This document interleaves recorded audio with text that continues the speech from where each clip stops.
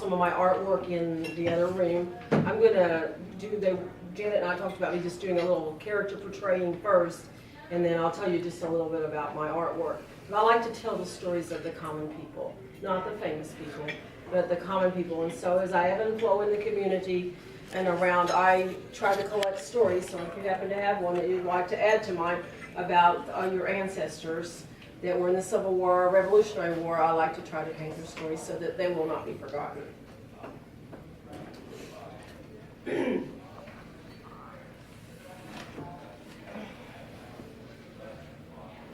Oh my. You know, those children of mine, they're just after me. They're after me to write my story. I just don't know if I can do that. They want to know about Ma and Pa and how we got to independence and what we were doing here. Oh, I think it's 1941. It's 42 maybe, something like that. I'm in my 90s now. Can't even hardly remember what year, 91, 92, something like that. Anyway, I'm Sarah Krister Burrus, and my family came here a really long time ago. They came in the 1848 to independence. You know, independence was just getting started back then, good and getting started. Paul, he was from Virginia, and Ma, she came on that big ship from England. And they met and had a few children, oh wait, they got married. I better add that in, he'll be upset with me. And they had several children in Kentucky, and then they moved out here to Missouri, Independence. And I was born in 1853 out here. You know, I was born at a time where there were lots of exciting things going on in Independence. Those trails were headed west, the Santa Fe Trail. My father became involved in that. He didn't have much money when he came. He had sold his farm. He didn't have a lot of money. And they lived in that place called Bradytown in Independence. I think maybe there were a lot of, Irish people that maybe lived in that area back in the day. And he was pretty good at making money, though. He figured out how to get a government contract. Have you ever heard of a government contract? Sometimes they're pretty good. So my dad and my pa and some of those people, some of those other men, they decided to see about a government contract to Santa Fe. There are a lot of people headed west out of Independence, and they needed goods to take with them. And Paul set up this little mercantile store, and he would go down there and he'd bring stuff back. Actually, I hear tell that my house haven't been up to Independence in a few, it's just up there, but a couple of blocks off the square. But I haven't been up to see Ma and Paul's house still there. But somebody told me the other day it's still there. You're going to have to go see if you can find it. My Paul, his name was Martin. So Martin Krister. You look us up and you'll find my house there in Independence, I think. So Paul went down there to Mexico.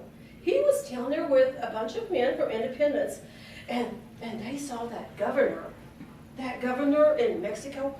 Oh, he got killed while he was there. Oh my gosh. Can't believe all my pa saw. Plus that border war troubles going on. I didn't know what they meant. I was just a little girl. And they're talking about Kansas wanting to be a free state. Well, I thought we were all free.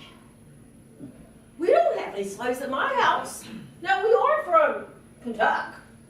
So we do like those people who are Southerners. And I guess we are Southerners, but we don't have slaves. So what's wrong with us? Why are they upset with us? Now, Paul just kept going down there, coming back, bringing goods, selling them, going back, bringing more. He got some little money. He got us some money. And so what he did is he went out and bought a farm. He bought a farm, Harry and Bathsheba Younger. Now, I don't know if you know those people, but you might know their son. Their son's name was Cole Younger. He bought that farm right next to those Youngers. Well, next thing we know, that border war is heating up even more. And there's this thing called Order Number 11. That man said, we had to leave. He said, you are going to have to leave. And I'm like, we don't have slaves. I asked my mom, we don't have slaves. Why? Why would we have to leave? But we had friends who had slaves. Sometimes we let them come to our house and they ate supper with us. And they said that we were Southern sympathizers because of that. Oh my. So Paul and the boys, they joined up. They joined up on the Confederate side because we're Southerners, I guess.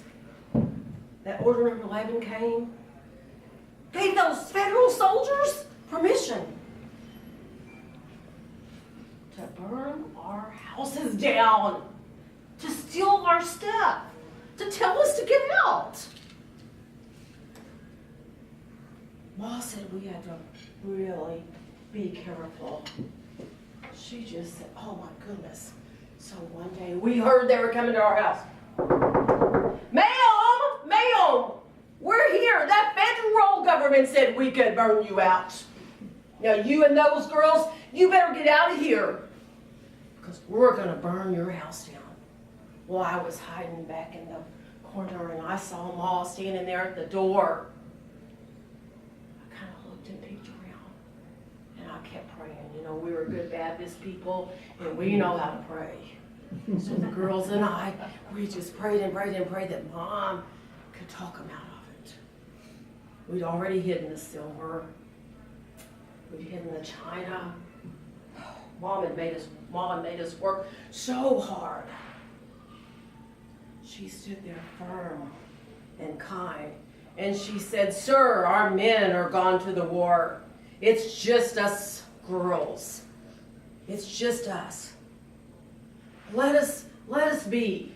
Let us be. We won't give any aid to those Southerners. Ma talked a real good piece. They left us.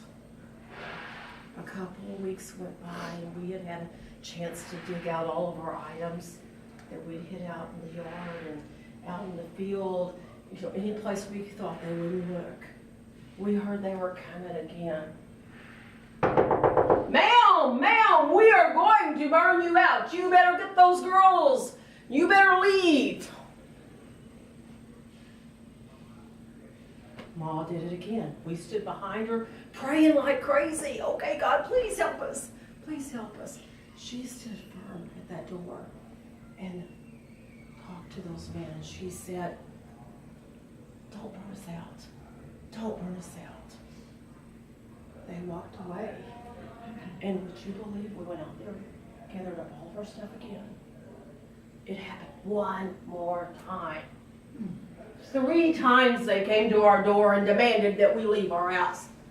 Ma, she stood strong again, and we prayed again and again. And they didn't burn us out.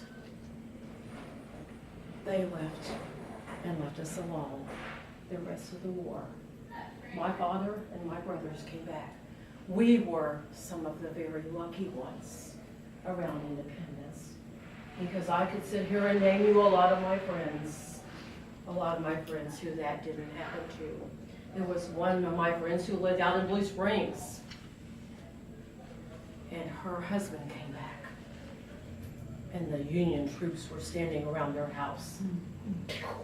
They shot him right through the forehead. The children and I were trying to rush away. And to add insult to injury, they reached over and they grabbed off my bonnet of that friend. They grabbed her bonnet off. They weren't just burning us out. They were insulting us. Now, I don't know what side of the war you're on, but slavery was legal.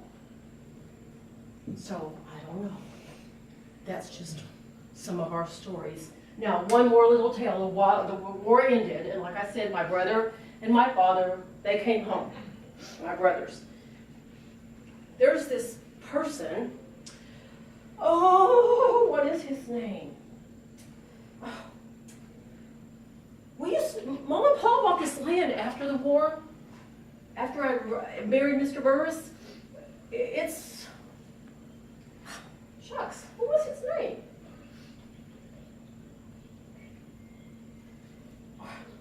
Solomon Younger. That's what his name was. Paul bought that land right out next to Solomon Younger. And so when we go out in the country, maybe like on Sunday afternoon, Mr. Burrus and I take the kids out to see Mom and Paul. There's this little blonde-headed boy bopping up and down the field at his grandparents' house. Now, I think you might have heard of him too. His name was Harry. His name was Harry Truman. Well, I hear tell, Harry, he went to like Washington, D.C., they told me. That's what my children told me. I think he might be in the Senate.